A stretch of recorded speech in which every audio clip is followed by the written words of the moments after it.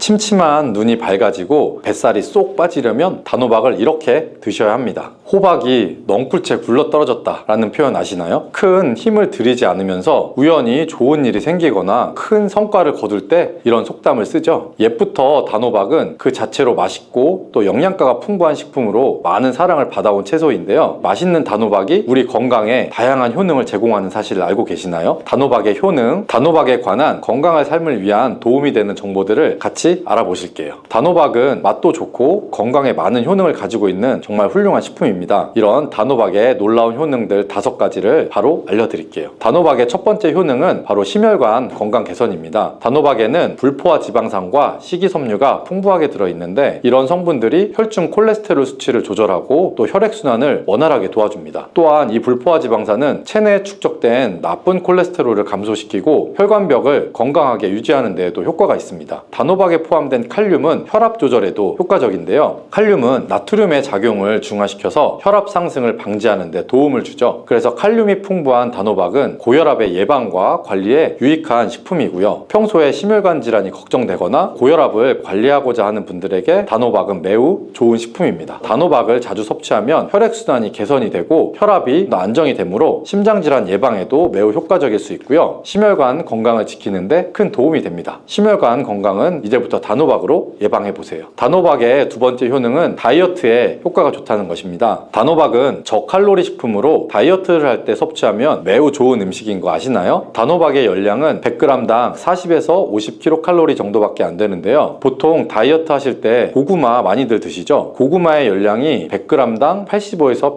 110kcal인데요. 단호박의 칼로리는 고구마의 반도 안 되는 겁니다. 그래서 단호박은 다이어트 할 때 칼로리 걱정 없이 먹을 수가 있습니다. 거기다가 식이섬유도 풍부해서 포만감도 오래 유지시켜주고요. 이런 특징 때문에 간식 대신 단호박을 드시면 과식을 방지할 수가 있고 체중 조절에도 효과적입니다. 또한 단호박의 식이섬유는 소화가 잘 되지 않아서 장에서 천천히 흡수되기 때문에 혈당 조절에도 유익한데요. 급격한 혈당 상승을 막아줘서 다이어트 중에도 혈당이 급격히 또 떨어지지 않게 도와줄 수가 있고요. 그리고 다이어트 중에 발생할 수 있는 변비를 예방할 수 있기 때문에 체중 감량을 도울 뿐만 아니라 장 건강도 함께 챙길 수가 있습니다. 다이어트 중이라면 단호박을 간식이나 식사 대용으로 활용해보세요. 맛도 좋고 영양도 풍부한 최고의 다이어트 식품입니다. 단호박의 세 번째 효능은 바로 눈 건강에 도움이 된다는 점입니다. 단호박에는 당근과 마찬가지로 비타민 A와 베타카로틴이 풍부하게 들어있는데요. 두 성분은 우리 눈의 건강을 지키는데 아주 중요한 역할을 합니다. 비타민 A는 눈의 망막을 건강하게 유지하는 데 도움을 주고 시력 저하를 예방하는 데 효과적이죠. 특히 야맹증 예방에 도움을 주고요. 그리고 베타카로틴은 강력한 항산화 작용을 해주기 때문에 눈의 피로감을 덜어주고 눈의 노화를 늦추는 데도 도움을 줍니다. 혹시 하루 종일 스마트폰이나 모니터를 자주 보고 있진 않으시나요? 화면을 계속 들여다보는 현대인들에게는 단호박에 들어있는 비타민 A가 특히 중요한 영양소라고 할 수 있습니다. 눈이 피로하거나 건조감을 느끼는 분들에게 단호박은 자연적인 해결책이 될 수가 있고요. 단호박을 섭취하면 눈 건강을 지키고 나이가 들어가면서 생길 수 있는 시력 저하나 노화 방지에도 도움을 줄 수가 있습니다. 단호박은 정말 눈 건강에도 많은 이점이 있는 식품이죠. 단호박의 놀라운 효능 네 번째는 면역력 강화입니다. 단호박에는 비타민C와 아연이 풍부하게 들어있는데요. 비타민C는 면역 세포를 활성화시켜 감염 예방에 큰 도움을 주고 아연은 백혈구의 생성을 돕고 체내에서 염증 반응을 조절하여 면역 체계가 정상적으로 작동할 수 있게 도와줍니다. 이뿐만 아니라 단호박에 들어있는 항산화 물질들은 우리 몸의 세포를 보호하고 염증을 줄여 면역 기능을 더욱 향상시키는 데 도움을 주는데요. 특히 겨울철이나 환절기에 감기나 독감 예방을 위해 면역력 강화를 원하신다면 단호박을 꾸준히 섭취하는 것이 좋은 식습관이 될 수 있습니다. 또 자주 피로감을 느끼거나 감기 등에 쉽게 걸리는 분들에게 단호박은 아주 좋은 식품이라는 것을 알고 계시면 도움이 될 거예요. 단호박의 효능 다섯 번째는 부종과 붓기를 개선하는 데 도움을 주는 겁니다. 붓기에 호박이 좋다는 거 모르시는 분 없으시죠? 우리가 수술이나 시술을 받고 얼굴이 붓거나 했을 때 약국에서 단호박즙 같은 거를 파는 거 많이 보셨죠? 이는 단호박에는 칼륨이 풍부한데 칼륨은 체내에 있는 나트륨과 균형을 맞춰주고 몸 안에 불필요한 수분을 배출해주는 역할을 하기 때문입니다. 그래서 부종을 완화하고 몸의 붓기를 개선하는 데 효과적이고요. 특히 평소에 손이나 발, 얼굴 등이 자주 붓는 분들에게 단호박을 섭취하면 체내의 나트륨 농도를 조절해주면서 불필요한 수분이 빠져나가서 붓기가 자연스럽게 완화될 수 있습니다. 이렇게 효능이 많은 단호박을 단호박을 어떻게 섭취하느냐에 따라 그 효과가 달라질 수 있다는 사실 알고 계시나요? 섭취 방법에 따라 효능의 50%만 섭취하게 될 수도 있고 100%로 바뀔 수도 있는데요. 단호박 효능을 100%로 섭취하는 방법을 바로 소개해 드릴게요. 건강을 위해 단호박을 섭취하는 방법 첫 번째는 바로 껍질까지 섭취하는 것입니다. 단호박의 껍질은 과육과 견주어 봐도 손색이 없을 정도의 많은 영양소를 포함하고 있는데요. 단호박의 껍질에는 대부분의 폴리페놀이 함유되어 있어서 드실 때는 꼭 껍질까지 함께 드시는 것이 좋습니다. 단호박 껍질에는 단호박 속 알맹이에 없는 페놀산이 들어있는데요. 페놀산은 노화를 방지하며 혈액순환을 도와서 심혈관 질환 예방에도 효과적이고요. 껍질에 비타민 A와 비타민 C, 항산화 물질들도 포함되어 있기 때문에 피부 건강, 면역력 강화에도 효과적입니다. 그래서 단호박을 섭취할 때는 꼭 껍질까지 함께 먹는 것이 좋고요. 물론 껍질을 먹을 때는 꼭 깨끗하게 세척을 하고 농약이나 불순물이 묻어있지 않은지 잘 확인하고 드시는 것이 중요합니다. 그리고 껍질이 두껍고 질기게 느껴지면 부드럽게 찌거나 껍질째 구워서 섭취해보면 훨씬 편하게 드실 수가 있습니다. 단호박은 버릴 게 하나도 없는 채소인데요. 호박잎도 몸에 매우 유익하다는 거 알고 계시나요? 호박잎은 비타민 A, 비타민 C, 칼슘, 철분이 풍부해서 뼈 건강에 도움이 되고 또한 항산화 성분이 많아서 체내의 염증을 줄이고 소화 기능을 돕는 데에도 효과적인데요. 특히 피로 회복에 좋고 체내 독소를 배출하는 데도 도움을 줍니다. 호박잎은 찜이나 국, 볶음 등으로 다양하게 요리해서 섭취할 수가 있죠. 호박잎을 섭취하는 것도 단호박을 더 효과적으로 활용하는 좋은 방법이니 버리지 말고 같이 드셔보세요. 그리고 단호박을 먹을 때 호박 씨를 빼놓을 수가 없죠. 호박 씨가 수면에 도움을 준다는 것 들어보셨나요? 호박 씨에는 트립토판이라는 성분이 들어있어서 이 성분이 수면 개선에 큰 도움을 줍니다. 트립토판은 세로토닌과 멜라토닌으로 변환이 되는데 이 두 물질은 우리의 수면 리듬을 조절하는데 중요한 역할을 합니다. 그래서 불면증이나 수면의 질이 낮은 분들에게 호박씨는 정말 유용한 식품이고요. 호박씨에는 단백질과 건강한 지방도 풍부해서 혈당 조절에도 도움을 줄 수가 있습니다. 혈당이 급격히 오르거나 내리는 것을 막아주고 당뇨 예방에도 효과적이고요. 그래서 호박씨는 다이어트에도 매우 좋고 식사 후 간식으로 섭취하면 포만감을 오래 유지시킬 수가 있습니다. 이렇게 단호박은 아주 건강에 좋은 식품이지만 섭취 시에 주의할 점이 있는데요. 건강을 지키기 위한 몇 가지 단호박 섭취의 유의사항도 같이 한번 알아볼게요. 첫 번째는 껍질 섭취 시의 소화 문제입니다. 단호박의 껍질은 건강에 많은 효능이 있지만 소화가 어려운 경우도 있을 수 있는데요. 특히 소화 기능이 약한 분들이나 위장이 민감한 분들은 껍질이 소화가 되지 않거나 불편함을 느낄 수가 있습니다. 이런 분들은 단호박 껍질을 제거하고 속만 섭취하는 것이 좋고요. 아니면 껍질을 먹을 때는 반드시 부드럽게 조리하여 섭취해서 소화불량이나 복부의 팽만감을 최대한 피하시는 것이 좋습니다. 그리고 두 번째 유의사항은 알레르기 반응인데요. 단호박은 일반적으로 알레르기 반응을 일으키는 경우가 드물지만 일부 사람들은 호박에 알레르기가 있을 수가 있습니다. 특히 호박이나 호박씨에 민감한 분들은 섭취 후에 발진이나 가려움 등의 증상을 경험할 수가 있는데요. 이런 증상이 나타나면 단호박 섭취를 바로 중지를 하시고 전문의와 상의하는 것이 좋습니다. 이런 알레르기 반응은 개인 체질에 따라 다를 수 있기 때문에 처음 먹을 때는 소량 섭취해서 반응을 확인하는 것이 안전하다는 거 기억해 주시고요. 단호박 섭취에 유의해야 할 사항 세 번째는 신장 질환이 있는 사람의 섭취입니다. 단호박은 칼륨이 풍부한 식품인데요. 신장 기능이 약한 분들은 칼륨의 과다 섭취가 문제가 될 수가 있습니다. 칼륨이 과잉 섭취되면 신장에 부담을 주어서 부종이나 혈압 상승 등의 문제가 발생할 수 있기 때문인데요. 신장 질환이 있으신 분들은 칼륨 섭취를 조절을 해야 되기 때문에 필요할 경우에는 병원에서 의사와 상담하는 것이 좋습니다. 신장에 문제가 있는 분들은 단호박 드실 때에는 본인에 맞는 양을 조절해서 섭취하셔야 하고요. 네 번째, 단호박 섭취 시의 주의사항은 다이어트 시의 과잉 섭취입니다. 아까 말씀해드렸듯이 단호박은 다이어트에 유익한 식품이라고 했죠. 하지만 다이어트에 도움이 되는 단호박도 조리 방법에 따라 칼로리가 달라질 수가 있습니다. 예를 들면 단호박을 버터나 크림 등의 고칼로리 재료와 함께 조리하면 그만큼 칼로리가 높아져서 다이어트에 좋지 않겠죠. 다이어트를 하시는 분들은 단호박을 찌거나 구운 방법으로 조리를 하고 고칼로리 재료를 피하는 것이 건강하고 성공적인 다이어트를 위해서 꼭 필요합니다. 또한 단호박에 포함된 당분은 비교적 낮지만 당뇨가 있는 사람은 과도하게 섭취하지 않도록 주의하셔야 합니다. 마찬가지로 다이어트 중에도 혈당의 급격한 상승을 막기 위해 적당량을 섭취하는 것이 중요합니다.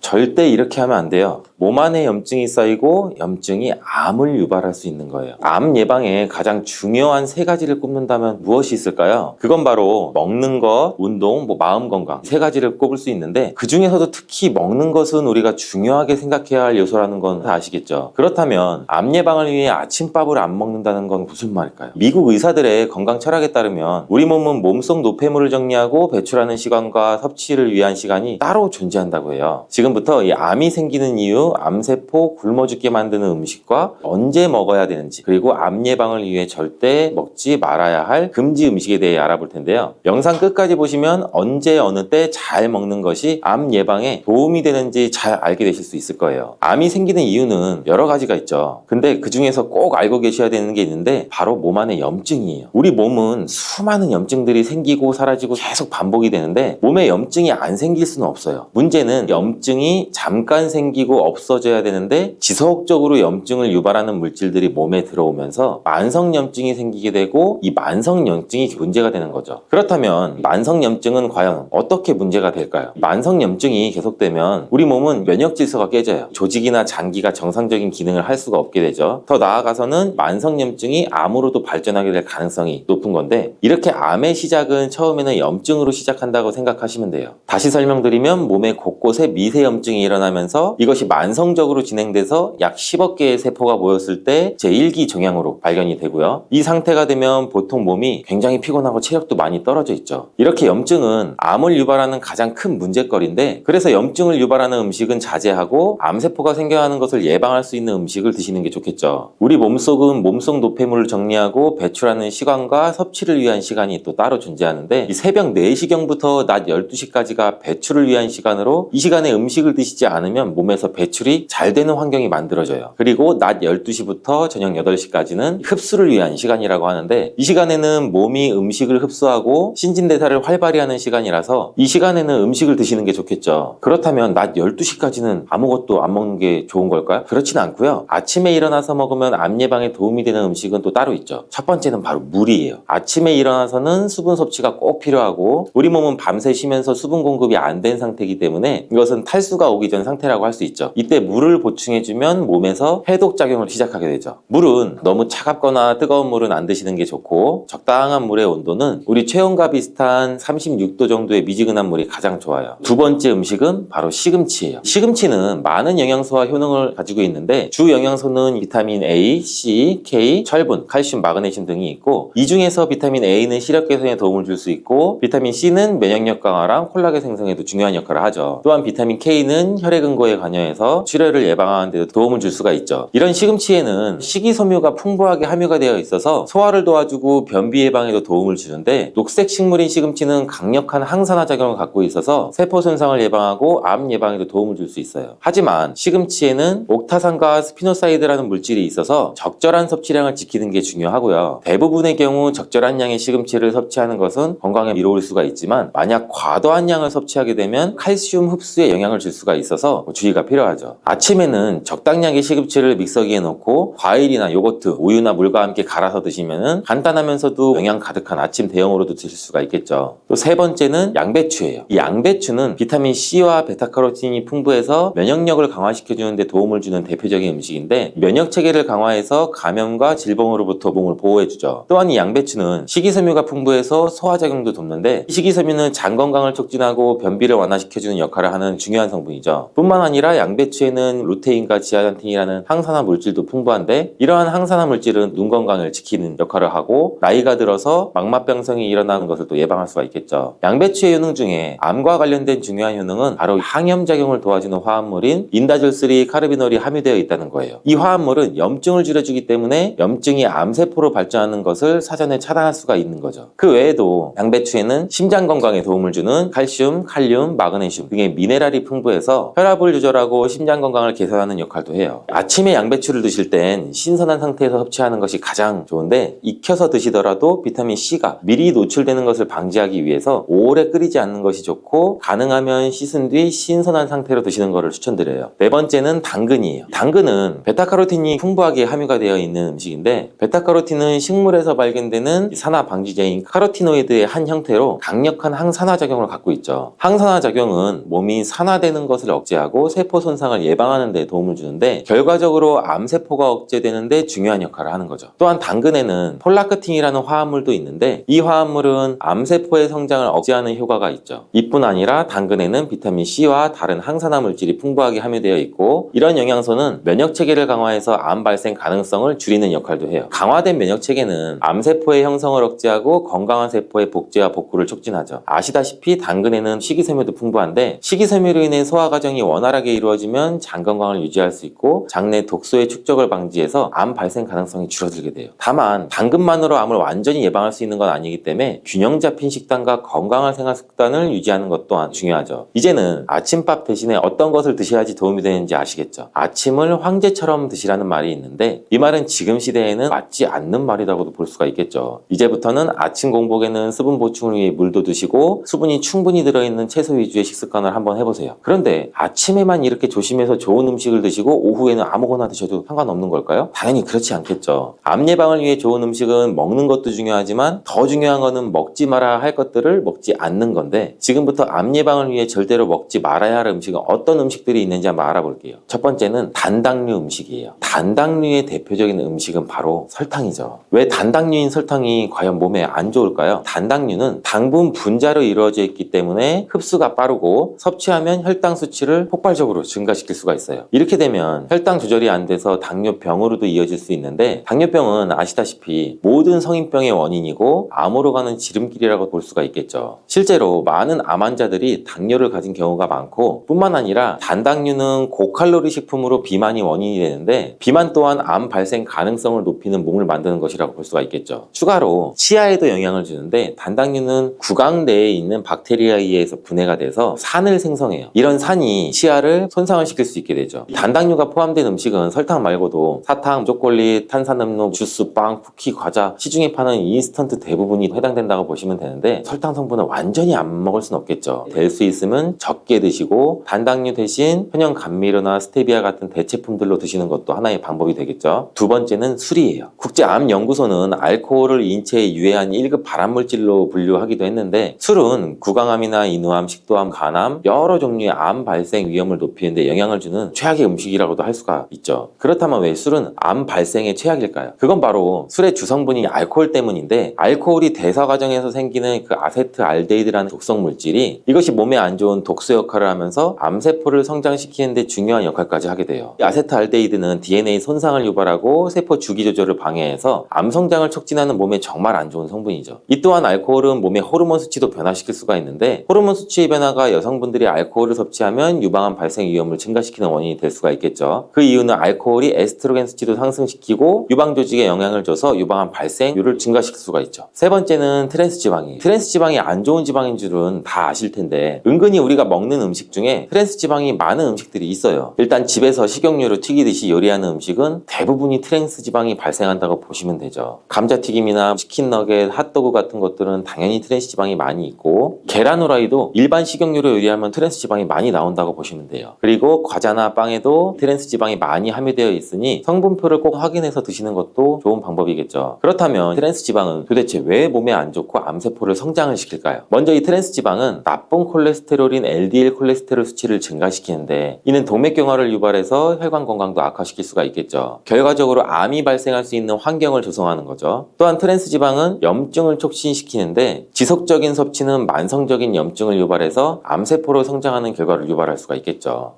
오늘 아침 화장실에 갔더니 소변에 거품이 잔뜩 생겨서 깜짝 놀라셨나요? 어제 기름진 음식을 좀 많이 먹어서 그런가 하고 대수롭지 않게 넘기셨다면 거품류는 우리 몸의 정수기, 즉 신장이 SOS를 신호를 보내는 첫 징후일 수가 있어요. 40년 넘게 커피 한 잔 마시며 동네 이야기 나누던 한 어르신도 설마 내 신장이 문제겠어 하다가 뒤늦게 병원에서 만성 신장질환 3기를 진단받아 크게 놀라셨다고 해요. 이렇듯 의외의 사소한 변화가 평생 지켜온 건강에 경고음이 될 때가 있어요. 지금부터 60대 이후에 특히 주의해야 될 신장을 망치는 식습관과 하루 3끼만 조금 고쳐도 신장을 살리는 식습관을 번갈아 소개해 드릴게요. 영상을 끝까지 보시면 나도 모르게 이런 실수를 해왔네 라고 고개를 끄덕이실 수도 있고 당장 내일부터 실천할 수 있는 쉽고도 효과적인 방법을 얻어가실 수도 있을 거예요. 짜는 식을 좋아하는 김철수 어르신 얘기부터 해볼까요? 김 어르신은 국물 없이는 식사가 안 된다고 하셔서 매 끼니마다 된장찌개, 김치찌개, 어묵국을 넉넉히 끓여 드셨어요. 문제는 한 숟가락에 200mg이 넘는 나트륨이 들어간다는 사실을 모르고 계셨죠. 느끼셨죠. 나트륨이 과하면 신장은 소금을 몸 밖으로 내보내느라 과로를 하고 혈관 속 압력이 올라가면서 붓기와 고혈압이 찾아오죠. 실제로 김 어르신은 오후만 되면 발목이 땡땡 부어 슬리퍼가 꽉 끼고 밤에 두세 번 화장실을 가느라 숙면을 못 취했어요. 해결책은 의외로 간단했죠. 밥상에 국 대신 따뜻한 보리차 한 잔, 그리고 젓가락 식사였죠. 처음에 국이 없으면 밥을 못 삼켜 하시는 어르신도 일주일쯤 지나자 붓기가 빠지면서 몸이 훨씬 가벼워졌다고 해요. 짠맛이 그리울 땐 청양고추 두어 조각, 통후추 살짝 뿌려서 향을 한번 살려보세요. 향이 강해지면 적은 소모으로도 만족감을 얻을 수 있으니 신장이 쉴 틈을 가지게 되는 거죠. 반대로 나 단백질 좀 챙겨야 해 라면 매 끼니 고기를 듬뿍 올려 드시는 분들로 주의가 필요해요. 남대문 시장에서 낙지볶음집을 30년간 운영하다 은퇴하신 이영희 사장님은 체력을 유지하려고 매일 아침 소고기 미역국에 달걀 후라이 2개를 드셨죠. 단백질은 근육 유지에 필수지만 과다하게 섭취하면 분해 과정에서 이 질소노폐물을 많이 생겨 신장이 이를 거르느라 혹사당해요. 이 사장님은 아침마다 속이 더부룩하고 얼굴이 푸석해졌다고 하셨는데 검사를 해보니 크레아틴 수치가 높아져 있었죠. 해결책은 단백질의 양이 아니라 질을 바꾸는 거였어요. 붉은 고기 반을 양배추, 오이, 당근, 생채소로 대체하고 단백질은 살코기 70g, 두부 3분의 1모, 흰살 생선 같은 저지방 소스로 나눠서 섭취를 했죠. 2달 만에 혈액검사 수치가 정상 범주로 돌아왔고 무엇보다 새벽에 눈이 번쩍 떠지고 발걸음이 가볍다는 말을 들을 수가 있었죠. 또 하나, 우리가 건강 간식이라고 믿고 먹는 바나나, 감자칩, 토마토 주스를 한 번에 많이 드시는 습관도 신장에는 적신호예요. 칼륨이 풍부한 음식은 심장과 근육엔 좋은데 이미 신장 기능이 떨어진 분들은 칼륨은 배출하지 못해서 고칼륨 혈증으로 이어질 수가 있죠. 서울 노원구에 사는 박땡땡 할머니는 혈압약과 이중제를 복용 중인데 TV에서 바나나가 피로회복에 좋다는 말을 듣고 하루에 3개씩, 어느 날 갑자기 팔다리가 저릿하고 맥박이 불규칙해져서 응급실에 가보니 칼륨 수치가 기준치의 2배였대요. 의사 선생님은 신장 기능도 약해져서 칼륨을 못 내본다고 설명했죠. 그 뒤로 박땡땡 할머니는 바나나를 하루 반기 이하로 줄이고 대신 칼륨이 낮은 사과배, 포도 같은 과일을 소량씩 자주 드셨어요. 물 2리터를 하루 동안 나눠 마시면서 소변량을 늘려줬더니 저릿함도 사라지고 혈압도 한결 안정되었다고 해요. 이쯤에서 그래, 짜게 먹지 말고 단백질 칼륨 조절하는 거 알겠는데 대신 무엇을 어떻게 먹어야 하지라는 의문이 드실 거예요. 여기 60대 이후분들이 실생활에서 쉽게 실천할 수 있는 3가지 신장 살리는 한 끼 공식을 알려드릴게요. 첫째, 95% 물이라 부리는 오이를 매일 꾸준히 드세요. 썰어놓은 오이 두어 조각을 식사 중간중간 씹어 드시면 자연스럽게 수분 보충이 되고 이뇨작용이 촉진돼서 신장이 노폐물을 덜 힘들게 배출해요. 둘째, 당근과 사과를 함께 갈지 말고 시간차로 드세요. 예를 들어 오전 간식으로 당근 주스를 드시고 저녁에는 사과와 함께 껍질째 드시면 되죠. 당근의 이 베타카로틴이 신장세포를 보호하고 사과의 사과산, 퀘르세틴이 혈관을 청소해줘서 신장으로 가는 피를 맑게 만들어줘요. 셋째, 양배추, 브로콜리 같은 저칼륨 채소를 가급적 찜보다는 생 또는 살짝 데친 형태로 드세요. 너무 삶으면 칼륨은 빠져도 비타민 효소가 파괴돼서 신장이 좋아할 재료가 줄어들기 때문이죠. 물 마시는 요령도 중요하죠. 아침에 일어나자마자 미지근한 물 300ml, 점심과 저녁식 후 2시간 뒤 각각 300ml, 그리고 취침 1시간 전 200ml. 이렇게 하면 하루 1에서 한 1.2리터가 되는데 여기에 식사 중간에 마시는 보리차, 옥수수 수염차 등등 합치면 1.8리터 정도 돼요. 물을 한 번에 많이 마시면 오히려 혈액 삼투압이 급격히 떨어져서 심장에 부담을 줄 수가 있으니 작은 컵으로 자주가 핵심이에요. 평생 물을 많이 드셨다는 전주 사는 이땡땡 할아버지는 물을 많이 마시니 소변빛이 맑아지고 밤중 화장실 횟수가 줄었다면서 가족 모임 때마다 물병을 챙겨 다니시곤 한다고 해요. 가공식품 이야기도 빼놓을 수 없죠. 손자, 손녀가 사다주는 컵라면, 햄버거, 소세지 한 번쯤은 간단히 때우고 싶은 마음도 드시죠. 하지만 이런 음식에는 염분뿐 아니라 인공색소, 방부제 등 무기인산염이 숨어 있어요. 무기인산염은 혈관에 염증을 일으켜 신장세포를 빠르게 소모시키는 주범이에요. 실제로 하루 한 끼씩 편의점 식사를 하던 양땡땡 여사님은 사구체육 과일이 1년 새 70에서 55%로 떨어졌대요. 지금은 냉동실에 두부, 낫또, 통곡물빵을 넣어서 두고 바쁠 때 두부 한 모 데우고 올리브유 살짝 뿌린 뒤 현미빵에 곁들여 드세요. 준비시간 5분, 나트륨은 컵라면의 5분의 1도 안 되죠. 혹시 나는 원래 몸이 잘 붙는 체질 아니야, 나이 들면 다 그런 거지 하고 스스로를 위로하고 계세요? 작은 무심함이 뒤늦게 큰 후회로 돌아오기도 해요. 발목이 꽉 찼던 신발이 갑작스레 헐렁해졌다는 이웃 김땡땡 할머니는 국물과 소금을 줄이고 오이, 양배추, 당근을 꾸준히 섭취했더니 부종이 빠졌다면서 환하게 웃으셨죠. 무엇보다 눈에 띄게 달라진 건 피곤해서 낮잠을 자지 않아도 된다는 점이라네요.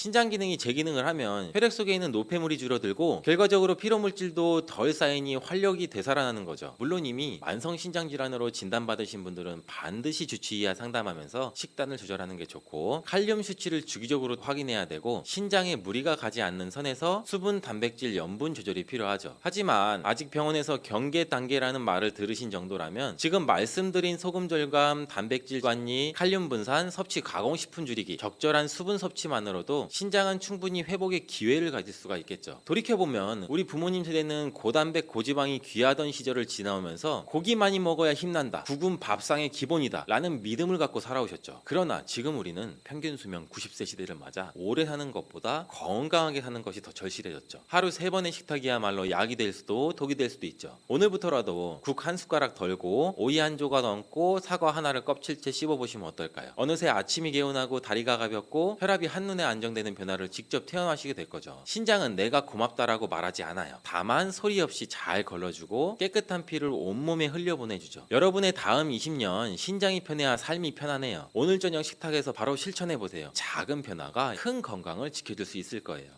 여러분, 혹시 머리를 감다가 갑자기 늘어난 흰머리에 깜짝 놀라보신 적 있으세요? 아니, 염색한 지 한 달도 안 됐는데 왜 또 새치가 이렇게 많지? 하고 거울을 한참 들여다보셨다면 오늘 이야기에 귀 기울여 주세요. 누구나 나이가 들면 머리가 하얘지는 건 자연스러운 일이지만 최근 연구에서 혈중 콜레스테롤 수치가 높을수록 새치가 빨리 생길 수 있다는 흥미로운 결과가 나왔어요. 혈관 속 기름때와 머리카락의 색소가 어떤 관계가 있을까요? 의외지만 둘 사이에는 산화 스트레스라는 다리 하나가 놓여 있어요. 콜레스테롤이 많아지면 혈관 안에서 과산화지질이 늘어나고 이 산화 물질이 모낭 속 멜라닌 세포까지 공격해서 흰머리가 늘어날 수 있다는 거예요. 한마디로 혈관 기름이 머리카락 색도 지운다는 뜻이죠. 오늘 영상은 바로 이 지점에서 출발하죠. 고지혈증이 왜 무서운지, 혈관뿐 아니라 피부와 머리카락까지 어떻게 망치는지, 그리고 어떻게 하면 간단한 생활 습관만으로도 돌이킬 수 있는지 60대 이상 시청자분들이 이해하기 쉽도록 차근차근 풀어드릴게요. 먼저 용어부터 정리할게요. 병원에서 피검사를 하면 총 콜레스테롤,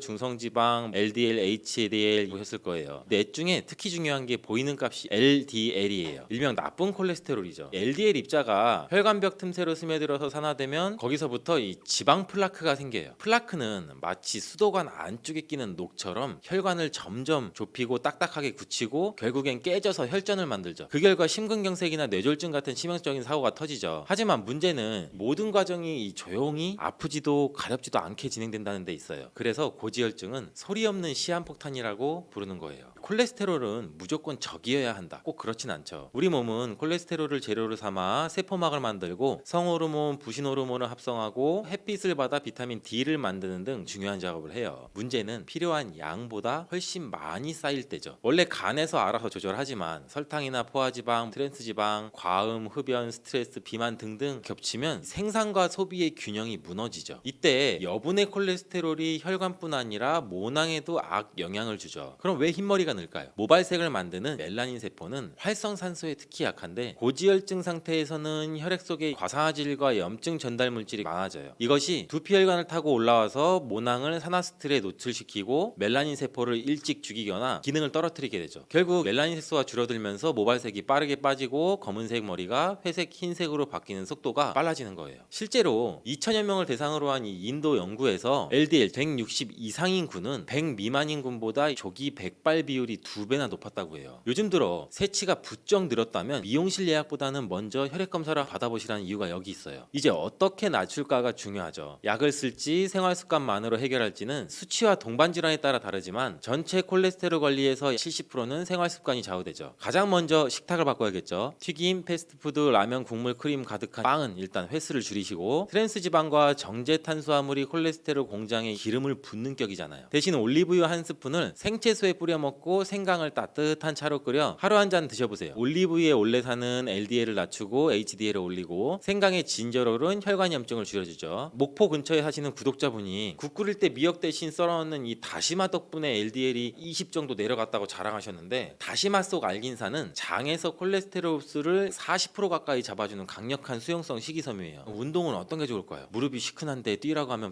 부담스러우시잖아요. 걷기부터 시작하시면 돼요. 일주일에 5일 하루에 30분 정도만 빠르게 빠르게 걸어도 HDL이 5에서 10 정도는 올라가고 HDL은 LDL을 간으로 끌고 가 재활용하는 청소부 역할을 해요. 그래서 많이 올라갈수록 좋죠. 만약 허리가 괜찮으시면은 아령 1, 2kg짜리를 들고 활굽혀펴기 대신 벽밀기 운동부터 해보세요. 근육량이 늘면 기초대사량이 올라가서 지방 사용량이 함께 늘어 LDL 줄어들죠. 흡연은 백해무익하지만 50년 피웠는데 이제 와서 끊어도 의미가 있냐 이 말도 듣죠. 정답은 끊는 순간부터 의미가 생긴다예요. 담배를 끊은 지 24시간이 지나면 혈액 속 니코틴 대사산물이 사라지고 3개월이면 폐 기능이 10% 이상 회복되고 그리고 1년이 지나면 담배로 인한 LDL 산화 속도가 비흡연자 수준으로 떨어진다고도 하죠. 금연은 세치 증가가 눈에 띄게 줄었다는 보고도 있으니 머리카락 때문이라도 멈춰볼만 하죠. 그럼 음주는 어떻게 할까요? 적당한 술 한 잔은 혈액순환에 좋다는 옛말 고지혈증 앞에서는 사실이 아니죠. 알코올은 간에서 중성지방 합성을 폭주시키고 다음날까지 LDL을 끌어올려요. 60대 이상이라면 일주일에 2회 이내에 한 번에 맥주 작은 캔 하나, 소주 한 잔이면 적당해요. 이 이상이면 간이 지방 합성 공장으로 돌변한다고 기억해주세요. 그리고 스트레스, 코르티솔 이야기도 많이 들어보셨죠? 스트레스 호르몬인 코르티솔이 높으면 간이 당과 지방을 빨리 만들어 혈액으로 보내 이런 신호를 계속 받게 돼요. 콜레스테롤 수치가 자연스럽게 올라가고 인슐린 저항성도 생겨서 당뇨 위험까지 커지게 되죠. 매일 10분이라도 복식 호흡 해보세요. 코끝으로 숨을 들이마셨다가 입술로 오물에 천천히 내쉬는 방법인데 1분에 6회 이하로 호흡수가 떨어지면 부교감 신경이 활성화돼서 코르티솔이 내려가요. 한림대학교 연구팀은 60대 참가자에게 8주간 복식 호흡을 시킨 결과 LDL이 평균 15 정도 떨어지고 HDL은 3 정도 올랐다고 해요. 무료인데 효과는 약 못지 않으니 꼭 한번 해보세요. 혹시 약을 이미 복용 중이세요? 스타틴 계열, 에제티미브, 피타바스타틴 등등 여러 계열이 있잖아요. 약을 드셔도 생활 습관을 바꾸지 않으면 약 용량도 계속 올라갈 수밖에 없어요. 반대로 올리브유, 다시마, 걷기, 금연, 절주, 복식 호흡을 꾸준히 지키면 6개월 내 의사가 용량을 줄이거나 약 하나를 빼자고 할 가능성도 커지죠. 약값 부작용 부담이 줄어든다는 뜻이죠. 또 스타틴 계열을 드시면은 근육통이 생긴다고 중단하고 싶다는 분들이 있는데 의사 선생님과 상의해서 피타바스타틴이나 로스바스타틴 저용량으로 바꾸면 해결이 되죠. 마지막으로 세치와 탈모까지 걱정이라면 모낭에 직접 도움 주는 방법을 하나 덧붙일게요. 두피에 스칼프 브러싱을 해줘 보세요. 샤워 전에 빗살 간격이 넓은 브러쉬로 정수리 부분부터 목덜미 방향으로 3분 정도 두드리듯이 빗어주는 거예요. 혈류가 좋아져 모낭에 산소 공급이 늘어나고 과사화질로 지친 멜라닌 세포의 회복을 도와요. 일본 오사카 시립대 연구 결과 고지혈증 환자에게 스칼프 브러싱을 12주 시행하자 세치 증가 속도가 30% 정도 늦춰졌다고 해요. 돈 한 푼 안 들이고 시원하게까지 하니 오늘 바로 한번 해보세요. 꼭 기억해야 할 내용은 혈액 속 기름때 즉 LDL 중성지방이 많으면 혈관만 막히는 게 아니라 머리카락까지 희게 만든다는 거죠. 하지만 생활 습관을 조금만 바꿔도 수치는 내려가고 세치 속도도 늦출 수가 있어요. 올리브유, 생강, 다시마를 가까이 하고 튀김, 칠레슨 지방, 단맛 가득한 빵을 멀리하는 것이 중요하죠. 걷기와 근력 운동은 HDL을 올려 주머니 청소부를 늘리고 복식호흡은 스트레스 호르몬을 낮춰서 간의 지방 생산을 줄이는 것 그리고 금연 절주는 기본이고 두피 브러싱으로 직접 모낭 혈류까지 살려주면 머리숱, 혈관, 심장 3마리 토끼를 잡을 수 있습니다.